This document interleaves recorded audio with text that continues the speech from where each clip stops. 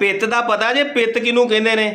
ਮੈਂ ਉਹਦਾ ਤੁਹਾਨੂੰ ਹੱਲ ਦੱਸਣ ਲੱਗਾ। ਇਹ ਗਰਮੀ ਦਾਣੇ ਜਿਨ੍ਹਾਂ ਨੂੰ ਮੇਰੇ ਭੈਣਾਂ ਭਰਾਵਾਂ ਨੂੰ ਗਰਮੀਆਂ ਦੇ ਵਿੱਚ ਨਾ ਇਹ ਨੀਲੇ ਪੀਲੇ ਹੋ ਜਾਂਦੇ ਨੇ, ਉਹਦਾ ਟੋਟਕਾ ਦੱਸਣ ਲੱਗਾ।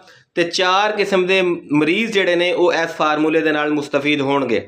ਹੁਣ ਕਰਨਾ ਕੀ ਹੈ, ਪਹਿਲੇ ਤਰੀਕਾਕਾਰ ਸਮਝ ਲਓ ਤੇ ਉਸ ਤੋਂ ਬਾਅਦ 4 ਮਰੀਜ਼ਾਂ ਦਾ ਵੀ ਤੁਹਾਨੂੰ ਮੈਂ ਦੱਸ ਦੇਣਾ। 100 ਗ੍ਰਾਮ ਖਰਬੂਜ਼ਾ, ਉਹਨੂੰ ਬਰੀਕ ਬਰੀਕ ਛੋਟੇ ਛੋਟੇ ਪੀਸ ਕੱਟ ਕੇ ਨਾ ਤੇ ਉਹਦੇ ਉੱਤੇ ਅਦਰਕ ਦਾ ਪਾਣੀ ਨਿਚੋੜ ਲੈਣਾ ਹੈ। ਜਿਵੇਂ ਅਸੀਂ ਨਿੰਬੂ ਦਾ ਪਾਣੀ ਨਹੀਂ ਲਾਉਂਦੇ, 1 ਚਮਚ ਅਦਰਕ ਦਾ ਪਾਣੀ ਕੱਢ ਕੇ ਤੇ ਉਹ ਪਾ ਲੈਣਾ।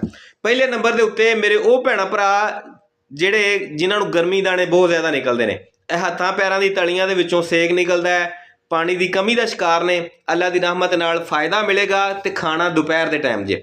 ਦੂਸਰੇ ਨੰਬਰ ਦੇ ਉੱਤੇ ਮੇਰੇ ਉਹ ਭੈਣਾਂ ਭਰਾ ਜਿਹੜੇ ਆਪਣਾ ਨਿਜ਼ਾਮ ਨੂੰ ਬਿਹਤਰ ਕਰਨਾ ਚਾਹੁੰਦੇ ਨੇ, ਉਹ ਤਕਰੀਬਨ ਅਸਰ ਟਾਈਮ ਇਸੇ ਫਾਰਮੂਲੇ ਨੂੰ ਇਸਤੇਮਾਲ ਕਰਨਗੇ। ਤੀਸਰੇ ਨੰਬਰ ਦੇ ਉੱਤੇ ਮੇਰੀਆਂ ਭੈਣਾਂ ਜਿਹੜੀਆਂ ਪ੍ਰੈਗਨੈਂਸੀ ਦੇ ਨਾਲ ਨੇ, ਦੌਰਾਨੇ ਹਮਲ ਉਹਨਾਂ ਨੂੰ ਬਹੁਤ ਜ਼ਿਆਦਾ ਉਲਟੀਆਂ ਆਉਂਦੀਆਂ ਨੇ, ਉਹਨਾਂ ਨੇ ਕੀ ਕਰਨਾ ਹੈ ਕਿ ਜਨਾਬ ਤਕਰੀਬਨ 1 ਪੀਸ 1 ਫਾੜੀ ਖਰਬੂਜ਼ੇ ਦੀ ਤੇ ਉਹਦੇ ਉੱਤੇ 1 ਚਮਚ ਅਦਰਕ ਦਾ ਪਾਣੀ ਜਿਹੜਾ ਨਾ ਉਹ ਲਾ ਕੇ ਤੇ ਸਵੇਰੇ ਖਾਲੀ ਪੇਟ ਖਾਣਾ ਹੈ। ਅੱਲਾ ਦੀ ਰਹਿਮਤ ਨਾਲ ਦੌਰਾਨੇ ਪ੍ਰੈਗਨੈਂਸੀ ਉਲਟੀ ਮਤਲੀ ਵਾਲਾ ਜਿਹੜਾ ਮਸਲਾ ਨਾ ਉਹ ਠੀਕ ਹੋ ਜਾਏਗਾ। ਤੇ ਪਿੱਤੇ ਵਾਲੇ ਮਰੀਜ਼ਾਂ ਨੂੰ ਵੀ ਉਲਟੀਆਂ ਬਹੁਤ ਜ਼ਿਆਦਾ ਆਉਂਦੀਆਂ ਨੇ, ਉਹ ਵੀ ਇਸੇ ਤਰ੍ਹਾਂ ਇਸਤੇਮਾਲ ਕਰਨਗੇ।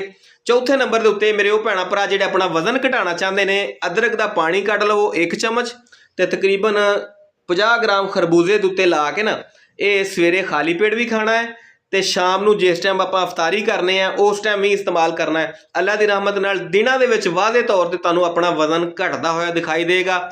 ਜਿਹੜੇ ਤਰੀਕੇ ਵਾਸਤੇ ਜਿਹੜਾ ਮੈਂ ਤਰੀਕਾ ਦੱਸਿਆ ਉਹ ਤਰੀਕਾ ਰੱਖਣਾ ਜੇ ਤੇ ਅੱਲਾ ਦੀ ਨਿਮਤਾਂ ਦਾ ਅਸੀਂ ਭਰਪੂਰ फ़ायदा ਉਠਾ ਸਕਨੇ ਆ। ਨਬੀ ਪਾਕ ਦੇ ਉੱਤੇ ਇੱਕ ਦਫਾ ਦਰੂਦ ਇਬਰਾਹੀਮ ਪੜ੍ਹ ਕੇ ਕਮੈਂਟ ਦੇ ਵਿੱਚ ਸੁਭਾਨ ਅੱਲਾ ਲਿਖ ਦਿਆ ਜੇ।